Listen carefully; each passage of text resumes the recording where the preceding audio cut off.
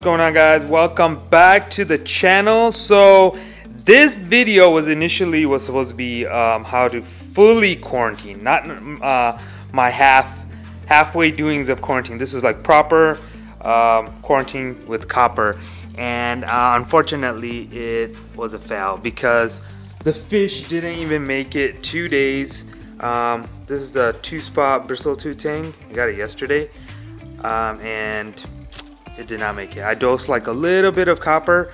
So online I read you're supposed to increase it 25% depending on the stress level of the fish. If it looks stressed out, then you don't supposed to, and then kind of like wait it out and then get it up to, I believe it's 2.25 if I'm not mistaken. And yeah, because this one, it had a little bit of ick and I didn't want to put it in my display because the display is disease free as of now. So but yeah, this sucks. It's dead completely, and it was doing so well yesterday until I realized it was it kind of. So yeah, that's that. So much for a quarantine video.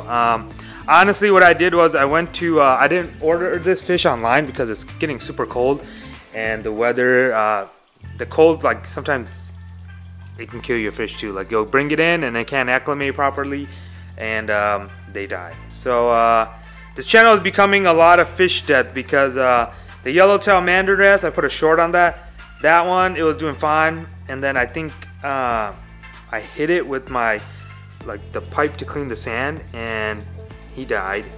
The hippo tang, I don't know if I told you guys, jumped out, suicide.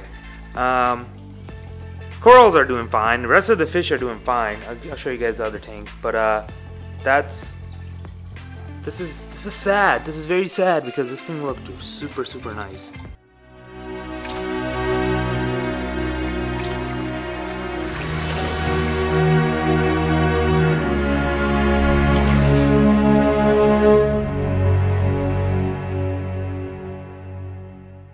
Before we get into the Cube 20, I have this idea. So there's this hippo tang at Petco, and it definitely has ick.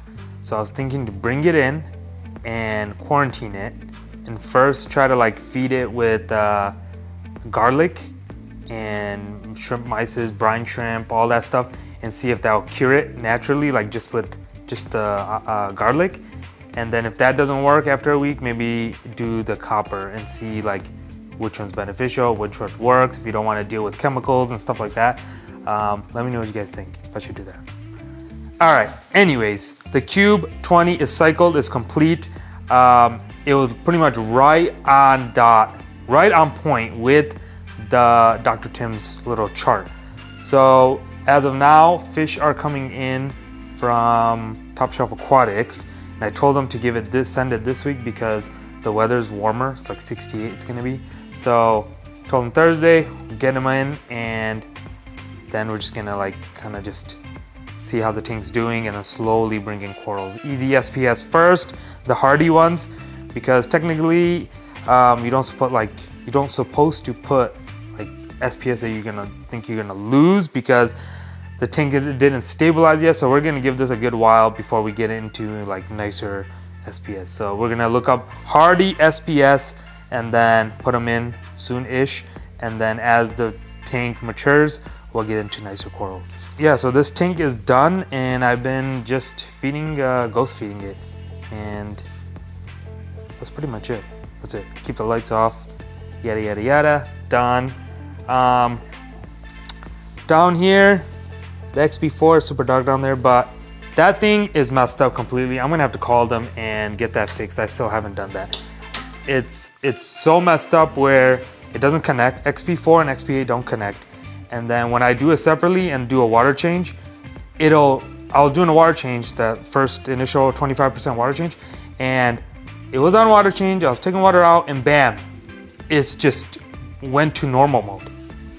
And I kept putting water change water, and it was just acting super funky and dumping ATO water. It was a mess. So I just unplugged the thing now and then do the water change and then do that. So yeah, so this thing is just still coasting along, and so far so good. Nothing, no diatoms, nothing yet. Now for the Oceangaurd 605, was start in the sump first.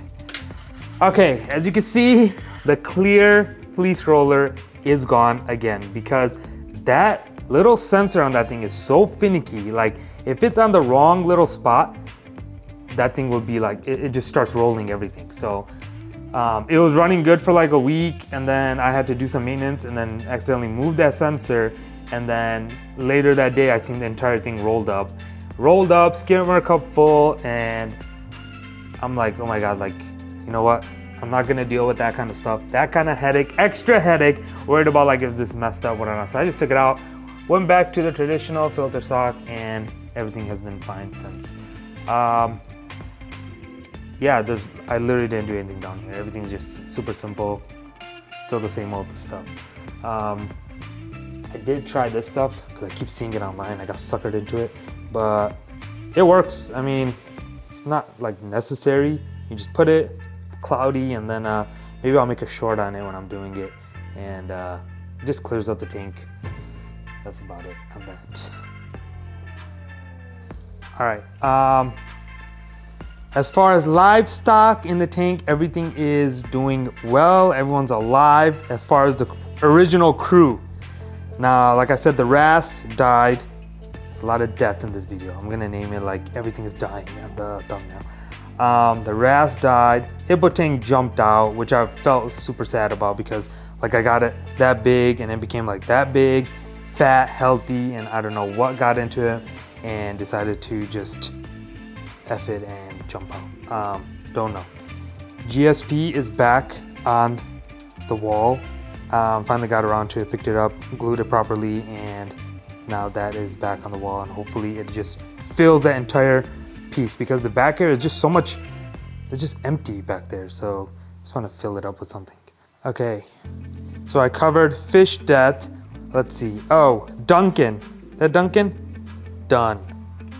I swear, during that one water change, which I really didn't need, I just did it, I lost the fish, and that Duncan, I don't know how it died. Those things are like known to be hardy. And it was growing. There was like a bunch of new heads under it and everything. And I don't know, when I was doing that water, I don't know what I was doing. Was I not paying attention? So slowly I'm trying to like take stuff off the sand bed. So when I do these sand bed cleaning, I'm not gonna like kill something, because that sucks. Like it was really going, everything that's like, I grew so well, I end up like messing it up. So that's that. Acros, SPS, as you can see, they're still alive. Growth-wise, a little bit, like on that one, the bird's nest, I believe that's a bird's nest.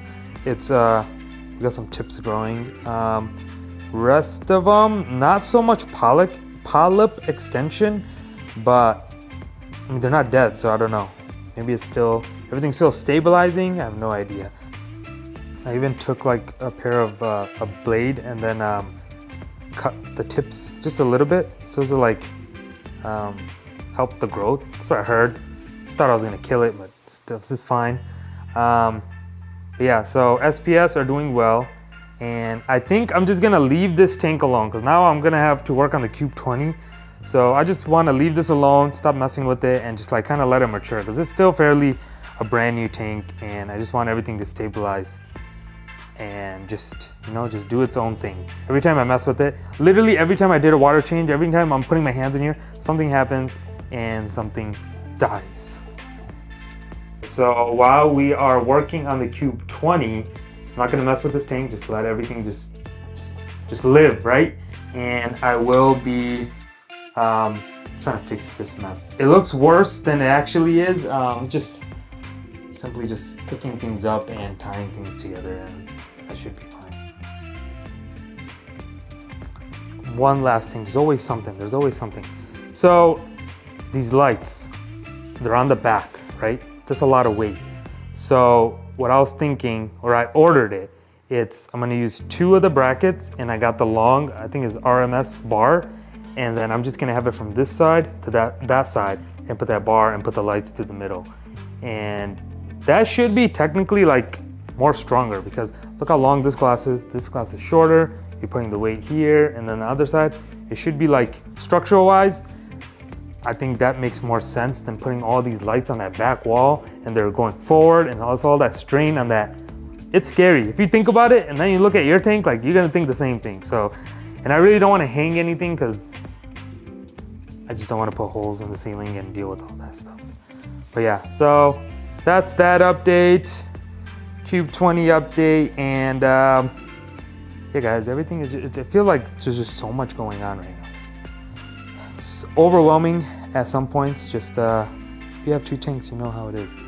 But that is it guys. Hopefully you guys enjoyed this video, and let me know in the comments if I should do that whole quarantine thing. Let me know. Catch you guys on the next